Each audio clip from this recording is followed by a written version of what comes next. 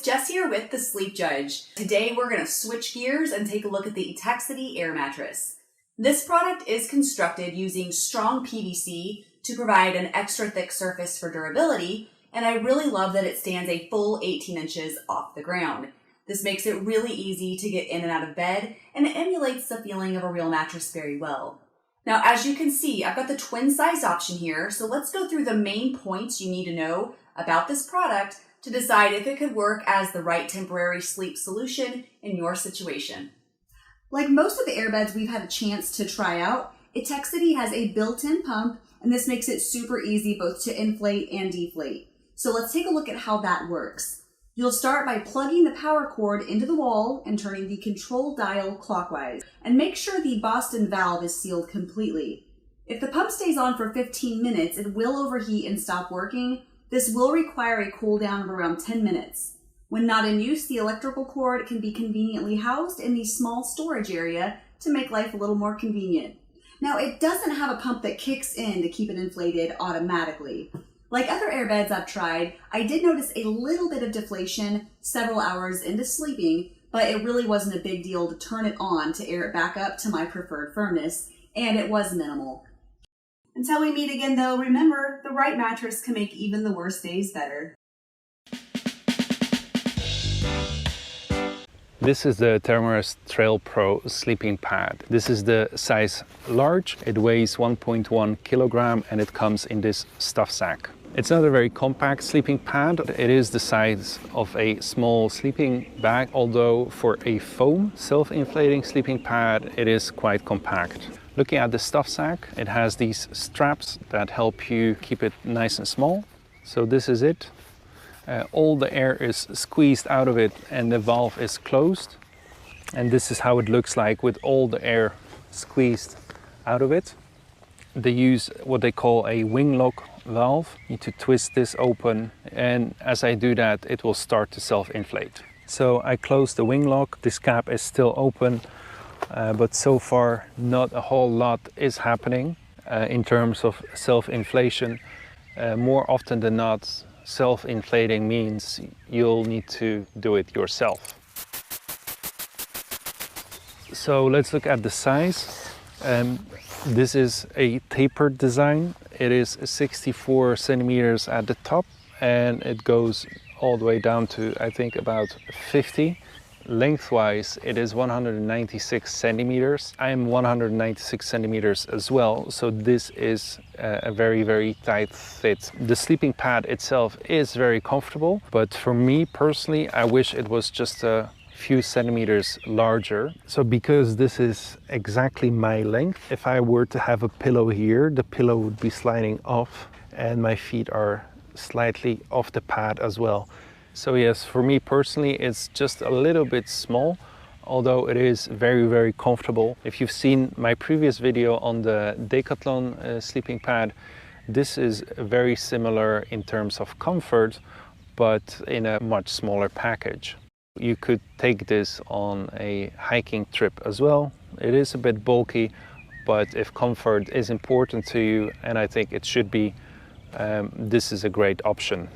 Really, the only thing I'm not such a big fan of is this valve. You need to use both hands for it, and I think you should be holding it quite firmly when you operate this wing lock, because otherwise you're basically pushing and pulling on the whole pad, which I think will break over time. So looking at the materials, on top you get this nicer, softer material, and on the bottom this feels more plasticky. It does slide quite a bit, like most mattresses. Would have been nice if there was some sort of anti-slip material on the bottom. Price-wise, this is around 140 euro currently. It depends on the size. Of course, it's available in 3 sizes. This is the large one, also comes in regular and small. It has an R value of 4.4, which is quite good. This means you can use it around 0 degrees as well. So yeah, I think this is a nice pad, very, very comfortable. It's a bit bigger than most, but that's because of the foam. And if you look at it from that perspective, that it's actually a foam self-inflating sleeping pad, it's not that big. One thing that's also very important to me when looking at a sleeping pad is how much time does it take to get it back into the stuff sack and into my backpack.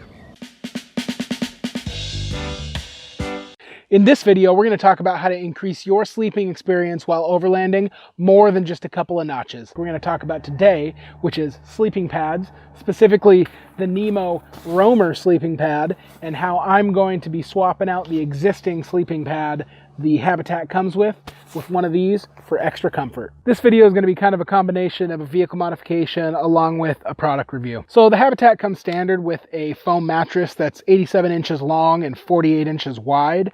It also has a zip-off cover that's really nice quality. It's got like a leather on one side with a nice fabric on the other side.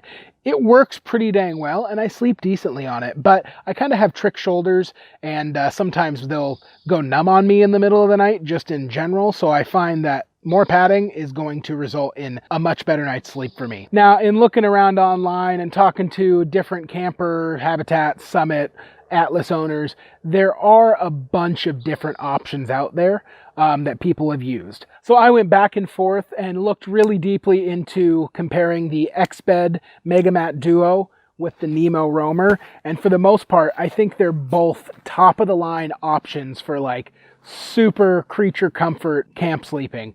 Everybody on both sides just raved about these mattresses, and I can really see why after a couple of nights on my Nemo. There's some bargain options out there for sure, but it's always important to me to buy once, cry once. It's something that I do in almost everything I do, especially in this truck. I'm not trying to go for the top level of everything necessarily, but I'm definitely being very conscious and considerate of my options and kind of weighing them back and forth before I make a decision, and I'm not making that decision primarily on cost. Inevitably, I came to the realization that I wanted to be able to, rather than have one big sleeping pad up there, have two independent ones just to increase the versatility of how they can be used, so that you don't necessarily have to be all or nothing. You can definitely put one up there and then definitely use the other one somewhere else if the need arises. If I can remember correctly, I think the Airbeds come in a single size, but I want to say they were 30 inches wide, and two of those single size ones aren't going to fit in the 48-inch wide area you have in the Habitat. So that's really what made the final decision to go with the Nemo Roamer. And the Nemo Roamer comes in two sizes. I'm not sure if they come in a double wide size, I can't remember, but they do come in a long wide, which is what I chose to grab.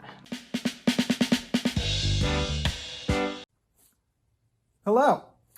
What I have for you today is another review. Therm-a-Rest NeoAir Topo Luxe. Regular wide size. Yes, that's the full name. And I know it's a bit of a mouthful, but that's what Therm-a-Rest decided to call this thing. And I want to do some real world reviews of this. I've used it a little bit. I wanted to talk about why I got it, my experiences, some of the competition out there, and basically just give you a little bit of review so you have a better idea. I've seen some written reviews of this around the web. I don't know if I've seen a real thorough video review. So that's what I want to give you today. Now, the first thing I want to discuss is the reason that I got this sleeping pad, because there are a lot of sleeping pad choices out there, and sometimes it helps to describe how we reached that decision, because the choices can be overwhelming sometimes. I was on a road trip in early fall, late summer, a camping trip, and my sleeping pad got a hole in it, got a little pinhole. I couldn't find it on the trip, so I really needed to get a sleeping pad to last me the last few days to get home, because I didn't want to sleep on the bare ground or just get one of those cheap closed cell foam pads, because I can't really sleep on those. So I stopped in at the local REI in the area that I was in, and I kind of had my mind set on getting one of those Luxe, real thick foam pads, like your, what do they call them? The Airbed Megamat, REI Camp Dreamer type pads. And every sleeping pad company from REI and Airbed and Nemo and Sea to Summit, they all seem to have their Luxe camping mattress. And I kind of wanted to get one. I really had my eye on one after a while. And so I was pretty dead set on getting something that the REI had in stock there. Well, what happened is I ended up getting this NeoAir Topo Luxe instead of one of those Luxe pads, because one of the main reasons was those Luxe foam thick pads are just like, they're so big when you have to store them and roll them up. Thanks for watching.